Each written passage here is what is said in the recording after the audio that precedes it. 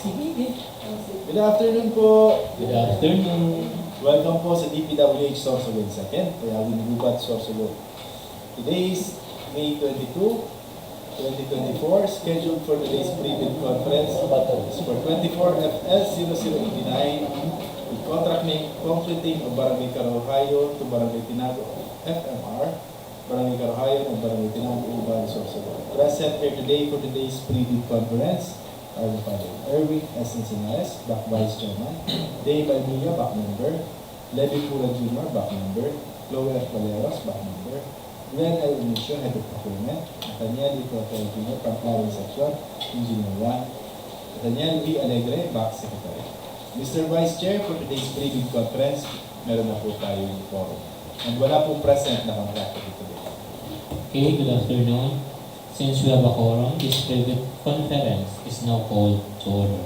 And the agenda for this private meeting are as follows: the basic contract data, the guidelines and submission of bids, the requirements, bidding documents, eligibility criteria, the documents to be submitted by the bidder including technical and financial proposals, criteria and procedures for eligibility check, preliminary examination of bids, detailed evaluation of bids, post-qualification, and awards. Question and comments from bidders and replies of BAC and other representatives of the procuring entity. The summary proceedings, including bid bulletin to be issued and other matters. To discuss to us the basic contractor data is Engineer Terra. Basic contract data for contract ID number 24FL0089, completing of Barangay Caruhayon to Barangay Tinago FMR, Barangay Caruhayon and Barangay Tinago, Juban, Sorsogon. Contract location is at Juban, Sorsogon. Approved budget for the contract is 4,875,000 pesos. Brief description: construction, completing of roads. Source of fund is FY 2024 GADA. Contract duration is 78 calendar days. Cost of bidding documents 5,000 pesos. Submission of bids is scheduled on June 4, 2024 until 10 a.m. and the opening of bids is at 10 a.m. of June 4, 2024, immediately after closing the list of bids. Major category of work, the code is RCP. Next slide.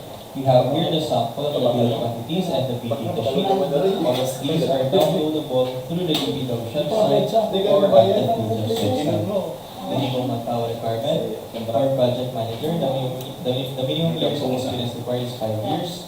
Project engineer, 5 years. Maintenance engineer, 3 years. Safety officer, 1 year. And foreman, 3 years. Right? Minimum equipment requirement for dump truck, the required number of units is 2 units. Payloader, 2 units. Bulldozer, 1 unit. Backhoe, 1 unit. Chainsaw, 1 unit. Backhoe with pavement breaker, 1 unit. Motorized road grader, 1 unit. Vibratory roller, 1 unit. Water truck pump, 1 unit. Concrete vibrator, 2 units. Concrete spreader, 1 unit. Concrete saw, 1 unit. Bar cutter, 1 unit.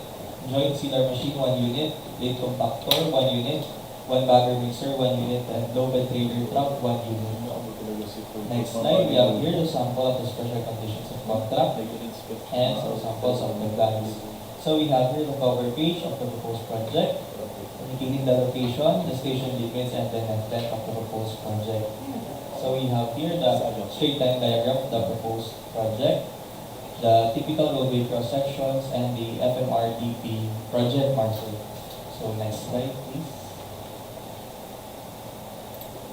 Submission and receipt of bids. Bids should be submitted to the BAC on the date, time, and either at its physical address or through online submission specified in the instruction to bidders, through its bidders' duly authorized representative in a 2-envelope system, where the eligibility and technical requirements are enclosed in one envelope and the financial requirements in another envelope. Eligibility and technical envelope and financial envelope shall then be enclosed in one single envelope.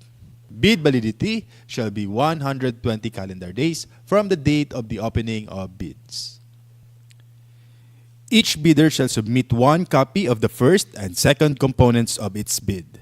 The procuring entity may request additional hard copies or electronic copies of the bid. However, failure of the bidders to comply with the said request shall not be a ground for disqualification. The procuring entity allows the submission of bids through online submission or any other electronic means. The bidder shall submit an electronic copy of its bid, which must be digitally signed. An electronic copy that cannot be opened or is corrupted shall be considered non-responsive and thus automatically disqualified. Each envelope shall contain the name of the contract to be bid, name and address of the bidder, recipient back, procuring entity, and the markings "Do not open" before the date, time of the opening of bids. The procuring entity requires additional copies of the technical and financial documents. Each copy of the document shall also be enclosed in a separate envelopes marked as Copy 1 Technical Documents and Copy 1 Financial Documents. Both envelopes shall be enclosed in a single envelope marked Copy 1 Bid. Each envelope shall contain the name of the contract to be bid, name and address of the bidder, the recipient back, procuring entity, and the markings "Do not open" before the date, time of the opening of bids. Unsealed or unmarked bid envelopes, or in case of electronic bid submission, not in compressed archive folders and are not password protected, are rejected. Improperly sealed and marked bid envelopes, or not properly compressed and password protected, will be accepted, provided that a bidder or its duly authorized representative shall acknowledge such condition of the bid as submitted. The BAC assumes no responsibility for the misplacement of the contents of the improperly sealed or marked bid or its premature opening as per Section 25.9 of the IRR. Electronic submission and receipt of bids. Meron po tayong two modes of submission of bid, either manual submission of bid or electronic submission of bid. A bidder may opt only one mode lang po sa pag-submit ng bid. For manual submission of bid, yan po ay sa Box Secretariat Office, DPWH Sorsogon, 2nd DO, Barangay Payawin, Gubat, Sorsogon. For electronic submission of bids, yan po ay sa electronic bids_Sorsogon2 at dpwh.gov.ph. Guidelines through electronic means. Use a two-factor security procedure consisting of an archive format compression and password protection to ensure security, integrity, and confidentiality of the bids submitted. Allows access to a password-protected bidding documents on opening date and time. The passwords for accessing the file will be disclosed by the bidders only during the actual bid opening, which may be done in person or face-to-face through video conferencing, webcasting, or similar technology. Capable of generating an audit trail of transactions to ensure security, integrity, and authenticity of bid submissions. Bids submitted after the deadline shall not be accepted. The BAC Secretariat shall notify in writing all bidders whose bids it has received through its PhilJEP's registered physical address or official email address within 7 calendar days from the date of the opening of bids. Modification of bids. Bid modifications must be submitted before the deadline of submission of bids. The bidder shall not be allowed to retrieve its original bid. However, the bidder may submit new bid equally sealed, properly identified, linked to its original bid, and marked as a modification. Withdrawal of bids. Letter of withdrawals must be received prior to the deadline for submission and receipt of bids. For bids withdrawn within the interval between the deadline and the expiration of the bid validity, the bid security shall be forfeited. For electronic bid submission, bidder shall send another bid equally secured, properly identified, and labeled as modification of the one previously submitted. The time indicated in the latest bid receipt page generated shall be the official time of submission. Requirements of bidding documents. The following documents are posted in the DPWH websites and PhilJEPs to aid our contractors in preparation of their bids. The following documents are invitation to bidders, instruction to bidders, general conditions of contract, special conditions of contract, bid datasheet, drawings, bill of quantities, and sampled forms. Eligibility criteria. To be eligible to participate in the bidding of the said projects, a bidder must be a duly licensed Filipino citizen for sole proprietorships, partnerships duly organized under the laws of the Philippines and of which at least 60% of the interest belongs to the citizens of the Philippines. Corporations duly organized under the laws of the Philippines and of which at least 60% of the outstanding capital stock belongs to the citizens of the Philippines. Cooperatives duly organized under the laws of the Philippines, or persons, entities forming themselves into a joint venture as per Section 23.4.2 of the IRR. Foreign bidders may be eligible to participate in accordance with the guidelines issued by the GPPB as per Section 23.4.2.2 of the IRR. Bidders must have a valid pickup license, must have a single largest completed contract that is similar to the contract to be bid, at least 50% of the ABC. Contractors under small a and small b categories without similar experience, provided that the cost of the contract to be bid is not more than the ARCC of registration. Bidders must have an NFCC at least equal to the ABC. Eligibility and technical documents to be submitted by the bidders. We encourage our bidders to enroll in the civil work application to facilitate the fast evaluation of their eligibility. However, if they have not yet enrolled in the CWA, these are the documents they have to submit. Class A legal documents, PhilJEP Certificate of Registration, Mayor's Permit TTI Tax Clearance. Number 2, Pickup License and Registration. Number 3, Statement of all ongoing government and private contracts. Number 4, Statement of single largest completed contract. Number 5, Computation of the NFCC. Number 6, Valid joint venture agreement if applicable. Number 7, bid security.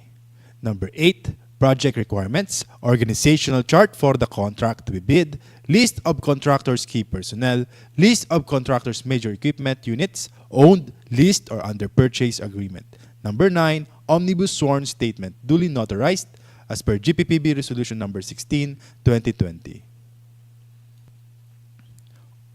Eligibility requirements.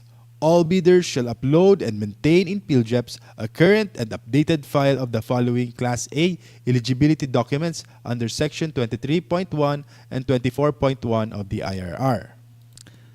Class A legal documents. PhilJEP Certificate of Registration, Platinum Membership, containing SEC Certificate of Registration, DTI Registration, Mayor's Permit, Business Permit, Tax Clearance, Audited Financial Statements. As per GPPB Resolution Number 15, Series 2021, lifting the suspension on the implementation of the mandatory submission of PhilJEP Certificate of Platinum Registration and Membership in competitive bidding and limited source bidding. All bidders are required to maintain a Platinum membership of PhilJEP Certificate of Registration. Class A technical documents. Statement of all ongoing contracts. Statement of single largest completed contract. Valid pickup license, special pickup license for joint venture agreements. Class A financial documents. Net financial contracting capacity or the NFCC. Class B, in case of joint venture, the joint venture agreement entered into parties must be attached. Legal eligibility requirements. Class A, tax clearance. As per Executive Order 398, Series of 2005, submission of BIR receipt for renewal of tax clearance will not suffice in lieu of a valid tax clearance requirement, since substitution is not allowed under Section 34.2 of the IRR. Submission of provisionary tax clearance issued by the BIR for bidding purposes is not acceptable form of tax clearance, as per GPPB Resolution Number 1, Series of 2014. Recently expired Mayor's Permit, Business Permit shall be accepted together with the official receipt as proof that the bidder has applied for renewal within the period prescribed by the LGU. However, the renewed permit shall be submitted as post-qualification requirement in accordance with Section 34.2 of the IRR. Statement of all ongoing government and private contracts. Statement of the bidder of all ongoing government and private contracts, including contracts awarded but not yet started, if any, whether similar or not similar in nature and complexity to the contract to be bid. The statement shall include all information required in the bidding documents. Statement of single largest completed contract. The single largest completed contract completed should be similar to the contract to be bid or has the same major categories of work. The single largest completed contract's value should be at least 50% of the ABC to be bid, upon adjustment of current prices using the PSA Consumer Price Indices. Contractors under small a and small b categories without similar experience on the contract may participate if the cost of the contract to be bid is not more than the ARCC of registration. The statement of single largest completed contract shall be supported by the owner's certificate of final acceptance, issued by the project owner other than the contractor, or a final rating of at least satisfactory in the constructor's performance evaluation system. In case of contracts with the private sector, an equivalent document shall be submitted. Philippine Contractors Accreditation Board PCAB license. Bidders must have a valid PCAB license or a special PCAB license for joint ventures. PCAB license should indicate the registration for the type and cost of the contract to be bid. Should be valid at the time of the deadline for the submission and opening of bids. Bid security. Bidders have the option to choose their preferred form of bid security. Only one form of bid security is required to be submitted. For cash or manager's check, bank draft, bank guarantee, or irrevocable letter of credit, 2%. For surety bond, callable upon demand, 5%, or you can use bid securing declaration. Please be guided of the GPPB Resolution Number 16, 2020 sa format ng bid securing declaration. Bid security in the form of bid securing declaration. Please be guided of the revised provision and revised penalties of the bid securing declaration as a form of bid security as per GPPB Resolution Number 16, 2020. Omnibus Sworn Statement. Revised Omnibus Sworn Statement as per GPPB Resolution Number 16 should include the following clauses. Any omission of the said clauses shall be grounds for disqualifications. The clauses should include the non-inclusion in the blacklist, authenticity of documents, verification authority, signatories authority, disclosure of relations, responsibilities of bidders, labor laws and standards, non-payment any commission, amount, fee, or any form of consideration in relation to any procurement project or activity.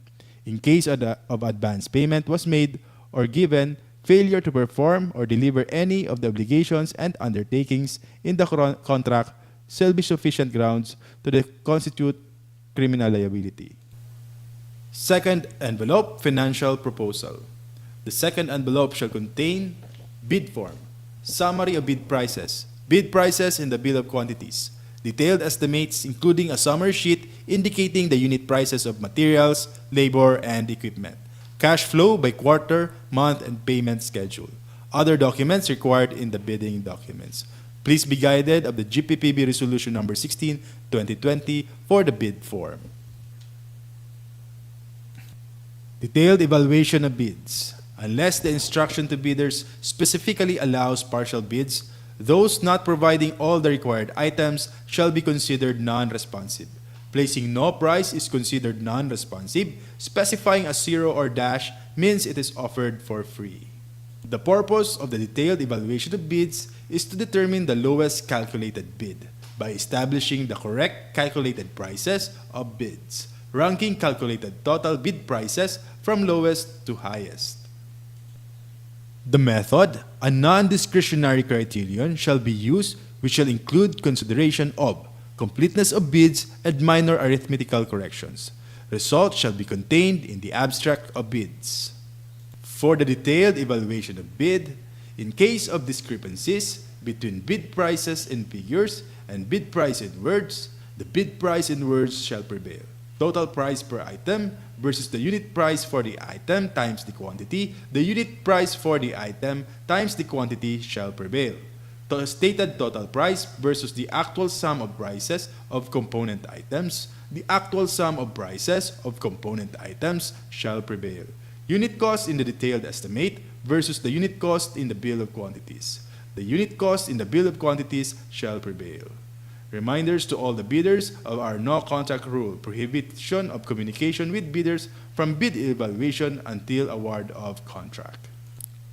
For post-qualification, the purpose is to determine whether the lowest calculated bid complies and is responsive to all requirements and conditions as specified in the bidding documents, to be the lowest calculated responsive bid. The method, a non-discretionary pass or fail criterion, which shall be used to verify, validate, and ascertain all statements and documents by the lowest calculated bid.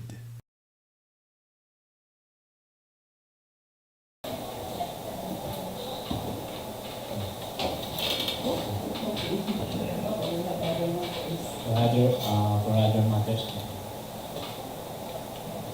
Okay, the BAC issued the supplemental bid bulletin number 24-11 to our prospective bidders that the contract ID 24FL0038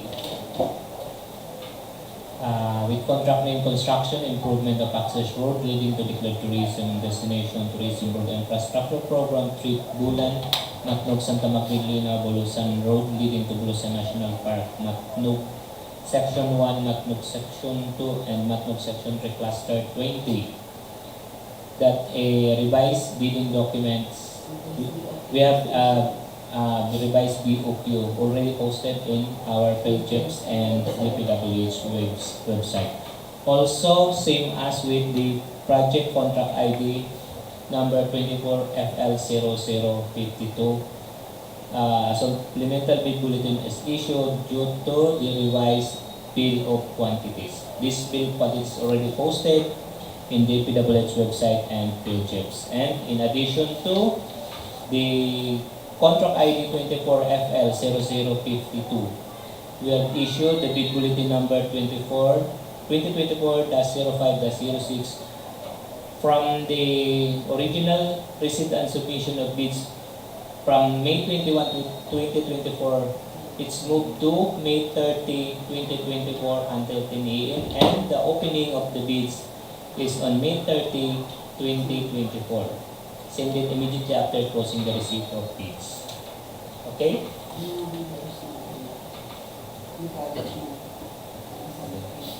Our prospective bidders are encouraged to browse our pages for these amendments and bid bulletin. Okay, thank you. Is there other question? None? Okay. Since we have no other matters to be discussed, this private conference for today is now adjourned.